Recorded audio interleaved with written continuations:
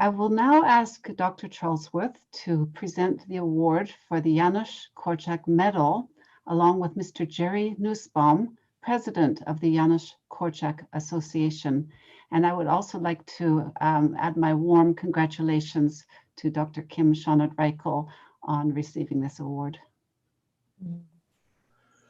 Thank you, Dr. Duff. Before Jerry awards, hello, Jerry. Hi.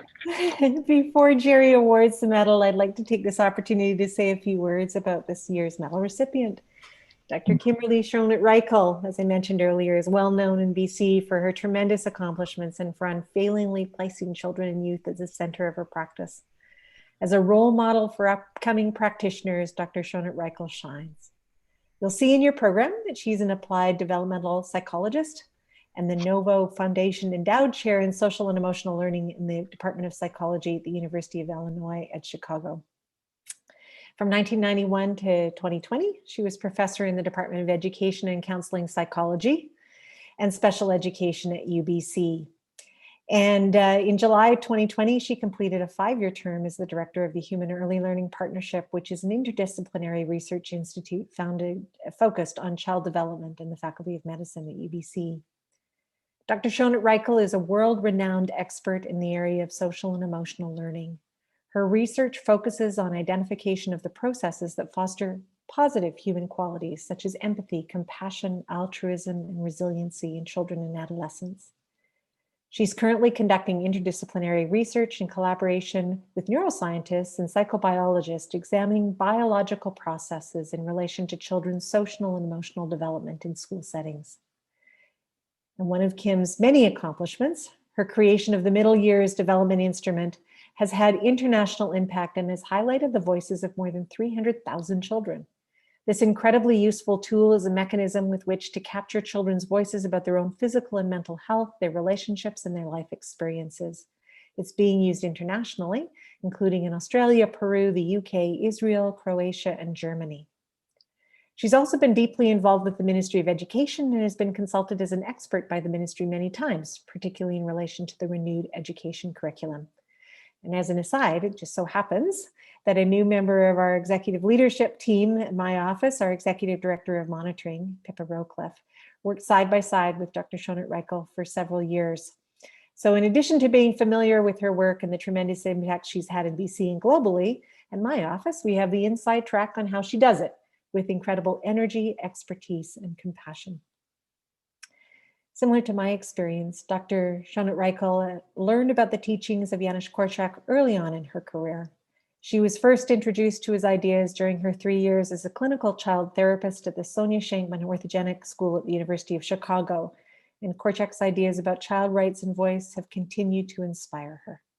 She's truly a champion of children's rights and totally dedicated to the idea that we need to care for children and youth and lift them up. Her research is committed to those who most need it. In her view, research has too often been conducted on children and not with them. And when that happens, as it has too often happened in the past, the results are skewed and the outcomes don't produce programs and services that children and youth really need. Dr. Schonert Reichl promotes the idea that if you want to create services and supports that actually improve child and youth well-being, you have to ask them. You have to center their voices. She's passionate about the fact that young people know what they want and need, so her orientation has been and continues to be very much about ensuring children's voices are heard and driving systems change through those voices. This is a person after my own heart. She truly understands that to do good research, you have to be working in relationship with the people you are involving in your research. She's living into the vision of Dr. Janusz Korczak and is setting a modern day example of how his ideas can be put into practice. I congratulate you, Kim, on your amazing achievements and your well-deserved award today. Thank you. Over to you, Jerry.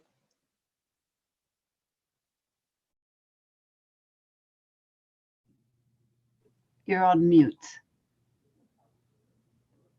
On mute. Okay, good evening, everybody. Just a few words about the Dr. Korczak and the medal in this context. And Dr. Korczak is one of the moral heroes of the 20th century, a pioneer in child advocacy and a worldwide symbol of commitment to the welfare of children and youth. A pediatrician, author, broadcaster, a trailblazer in the field of children's rights, a researcher and officer in the army, and for decades an orphanage director where he put his pedagogical philosophy into practice.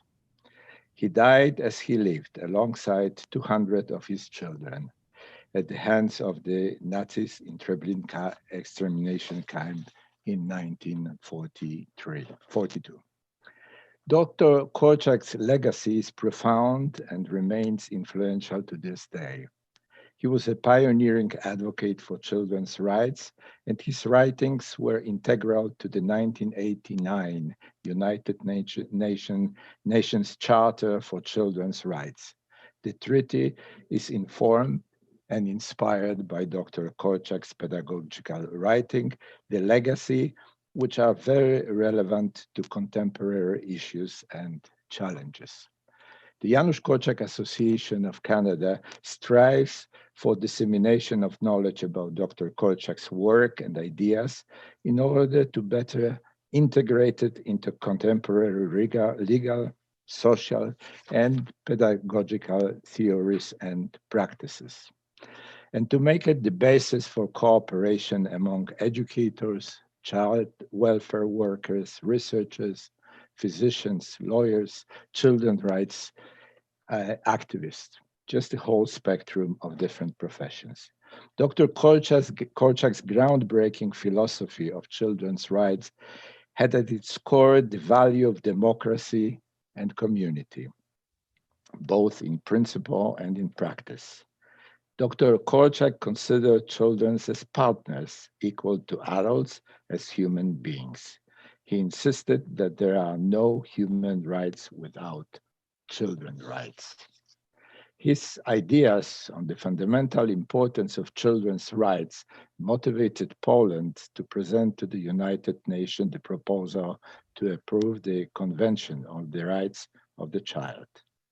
In the spirit of bringing Dr. Korczak's legacy into the 21st century, for the past several years, the Janusz Korczak Association of Canada has awarded the Janusz Korczak Medal to the members of the Canadian children's rights advocacy community who exemplifies the best of Dr. Korczak's legacy.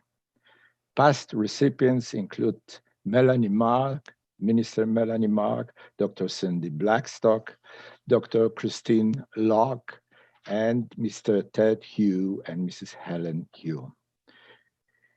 This medal is awarded for working toward improving children's rights in a way that encourages love for children, listening to children, fostering healthy children's lives, and building capacity in children in the spirit of Dr.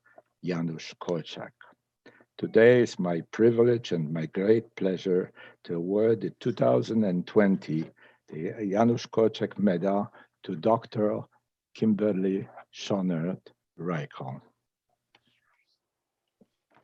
Here is the medal. Holy mackerel, a small accident. No, because it fell right here, Jerry. Those are miracles of 21st century technology. You are doing way better than I do. Kimberly, it's absolutely phenomenal that we have you here and you get this medal. I'm so delighted. I have no words to express. Congratulations. Thank you so much, Jerry. It's just such a pleasure to be here. I'm just so honored, at so many levels. I have to say, first to thank you to the Janusz Korczak Association of Canada, to, of course, to Dr. Jennifer Charlesworth from the Representative for Children and Youth's Office, to have the Honorable Lieutenant Governor Janet Austin here, to have Dr. Bly Frank, so many people, just so honored to be here. And you know, I have a couple of just words to say, you know, just how grateful I am. But I have to say one thing that is really different for me in many experiences I've had. I think this is the first time I've been in some place where there's such a number of people all for children's rights. I'm often, I don't know about others, but often I'm the one trying to speak for children and say that we should listen to them. So, which is surprising all my years in education, but it is something that's not taken, you know, I think things have changed, but I think we still have a lot of work to do with honoring children. So just a couple of remarks I have really to thank everyone and just say how deeply honored and humbled I am to be given this award.